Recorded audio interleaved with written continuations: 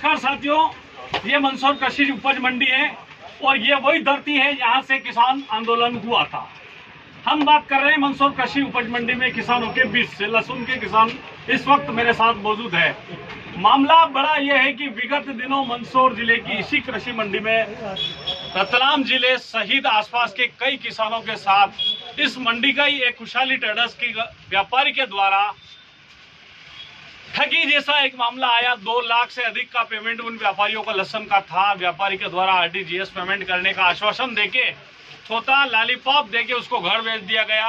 किसान के द्वारा जब 1 दिन 2 दिन 3 दिन 4 दिन पेमेंट नहीं हुआ तो उन्होंने सोचा कि ये क्या हो रहा है। फिर मंडी में बोर्ड में आके उन्होंने पूरी तलाश करी, शिकायत करी। मंडी प्रशासन ने जो व्यापारी की जो प्रतिभूति का जो पेमेंट होता है उससे पेमेंट मंडी सचिव और मंडी बोर्ड के द्वारा करना चाहा तो यहाँ के इस कृषि उपज मंडी के तमाम व्यापारियों ने प्रतिभूति जो पेमेंट होता है, जो डिपॉजिट बोला जाता है, उसके एवज में वो लाइसेंस लेके जो धंधा करता है वो पेमेंट व्यापारी के द्वारा सभी व्यापारियों ने एक मीटिंग कर ली और उसमें प्रतिबंध लगा दिया, बैंक में उसका सीज कर दिया।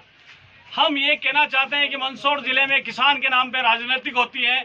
किसान कई नेता हैं जो किसानों का चोला पहन के चुनाव मैदान में उतर जाते हैं, लेकिन जब किसान के साथ अगर कोई घटना घटित होती है तो वो चोला पहनने वाले किसान के बीच नहीं आते हैं। ऐसा ही मामला हुआ है।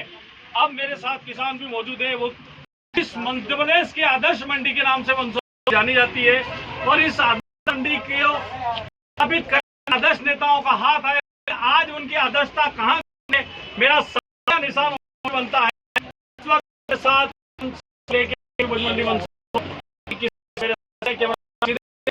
को फोकस करें ये जो इस बारे में आपका कुछ कहना है?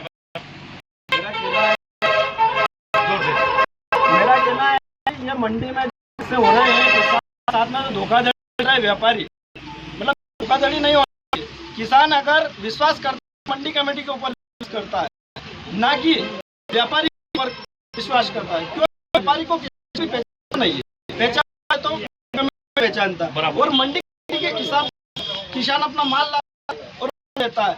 मंडी कमेटी लाती है, नियम के आधार पर किसान चलते हैं। मंडी कमेटी ने 2 लाख आरटीजीएस नियम बनाया, तभी जाकर किसान 2 लाख रुपए रोके थे, वरना किसान 2 लाख रोकते नहीं, कैसे भी करके उनका पेमेंट लेकर घर से जाते, यहाँ से जाते थे। तो मैं चाहता हूँ कि जो भी रतलाम जिले के किसान है गाँव पाटन के, उनका जो वो भुगतान रोका गया है व्यापारी के द्वारा, वो भुगतान तुरंत करवाए, जल्दी से जल्दी करवाए, वरना किसान भी एक बड़ा आंदोलन कर सकता है। क्योंकि पहले भी मंदसौर जिले में बहुत बड़ा आंदोलन हुआ था। तो फिर किसान अगर ऐसे किसानों के साथ में कोई अन्याय करेगा तो किसान भी सहन नहीं करेगा। जी, मेरे और भी किसान मौजूद है। इस प्रकार की पुनरावृत्ति न हो इसको लेकर भाई साहब भी हमारे जो कौन से जिले से, पहले आप बताइए कौन से, आप कहाँ से हैं? मेरा नाम रघुनाथ सिंह आइना है। मैं कटवाला ग्राम का निवासी हूँ, बड़ौद आगर मानवता हूँ। मैं मंडी कमेटी से यही कहना चाहता हूँ कि अगली बार ऐसी घटना किसानों के साथ में ना घटे, क्योंकि ये किसानों की 6 महीने की होती है और आगे जाके मंडी कमेटी ध्यान रखे।